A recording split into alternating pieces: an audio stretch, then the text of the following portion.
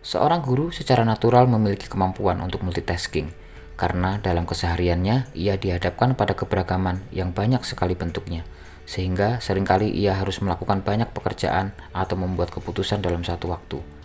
Setiap upaya yang dilakukan tentu bertujuan untuk memastikan setiap murid berhasil dalam proses pembelajarannya. Assalamualaikum warahmatullahi wabarakatuh. Saya Murjoko, calon guru penggerak angkatan 6, akan memaparkan koneksi antar materi pada modul 2.1, yaitu tentang pembelajaran untuk memenuhi kebutuhan belajar murid melalui pembelajaran berdiferensiasi. Pembelajaran berdiferensiasi adalah pembelajaran yang dilakukan sesuai dengan kemampuan anak, dengan mengetahui kebutuhan belajar yang berbeda, mulai dari kesiapan, minat, dan profil belajar. Melakukan pembelajaran berdiferensiasi bukan berarti guru harus mengajar dengan 30 cara berbeda untuk mengajar 30 orang muridnya. Akan tetapi guru melakukan keputusan-keputusan yang logis yang berorientasi pada kebutuhan murid yang berkaitan dengan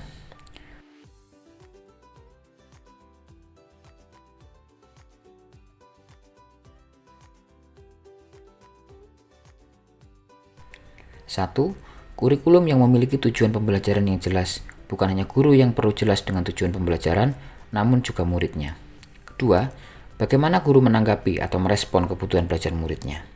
Ketiga, bagaimana pembelajaran berdiferensiasi dapat dilakukan dalam proses kegiatan belajar mengajar dengan menerapkan beberapa langkah sebagai berikut. 1. Menetapkan tujuan pembelajaran. Lalu yang kedua, melakukan analisis kebutuhan belajar murid berdasarkan 3 aspek. Yang pertama, kesiapan belajar murid. 2. Minat murid. Dan yang ketiga adalah profil belajar murid. Ketiga, menganalisis penerapan 3 strategi diferensiasi yang terdiri dari diferensiasi proses, diferensiasi konten, dan diferensiasi produk. Yang keempat, merancang rencana pelaksanaan pembelajaran. Lalu yang kelima, melaksanakan proses pembelajaran berdiferensiasi sesuai rancangan yang telah kita rumuskan.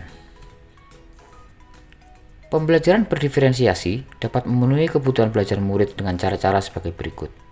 Yang pertama, memetakan kebutuhan belajar murid dalam hal kesiapan belajar. Guru perlu melihat kesiapan belajar murid untuk mengetahui kapasitas murid mempelajari materi, konsep, atau keterampilan baru. Minat belajar. Dalam hal ini, kita menyajikan pilihan kepada murid untuk belajar sesuai dengan minatnya. Lalu, profil belajar.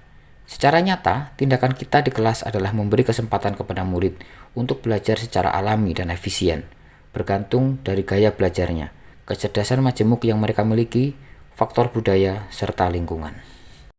Menerapkan 3 strategi diferensiasi secara tepat juga hal penting dalam mengoptimalkan pembelajaran yang berpihak pada murid, yaitu diferensiasi konten. Kita harus menyesuaikan materi atau konten pembelajaran dengan kebutuhan belajar murid yang beragam dengan mempertimbangkan aspek kesiapan, minat, serta profil murid. Diferensiasi proses, yaitu kreativitas kita dalam memvariasikan proses belajar sangat menentukan kesesuaian dengan kebutuhan belajar murid. Proses ini akan menuntun murid memahami atau memaknai apa yang dipelajari. Diferensiasi produk. Kita dapat melakukan modifikasi tagihan produk yang akan dibuat oleh murid sesuai dengan konten yang telah mereka pelajari dan proses yang telah mereka lalui.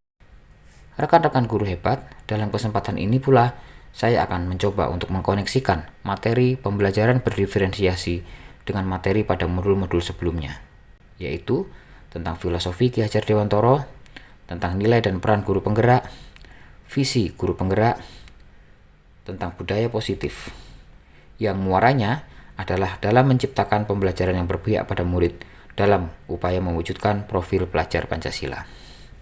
Berikut adalah peta konsep kaitan pembelajaran berdiferensiasi dengan materi yang lain pada modul-modul sebelumnya. Dari beragam materi pada modul-modul sebelumnya, maka dapat saya simpulkan bahwa pembelajaran berdiferensiasi sangat erat hubungannya dengan konsep pembelajaran yang disampaikan oleh Ki Hajar Dewantoro, yaitu pembelajaran yang berpihak pada murid. Nilai-nilai yang melekat pada guru, yakni kemandirian, reflektif, inovatif, kolaboratif, dan berpihak pada murid, merupakan komponen penting untuk mewujudkan pembelajaran berdiferensiasi. Murid merupakan subjek dalam proses pembelajaran.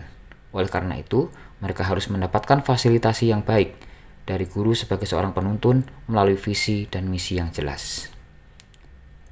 Pembelajaran berdiferensiasi merupakan upaya dalam menumbuhkan budaya positif.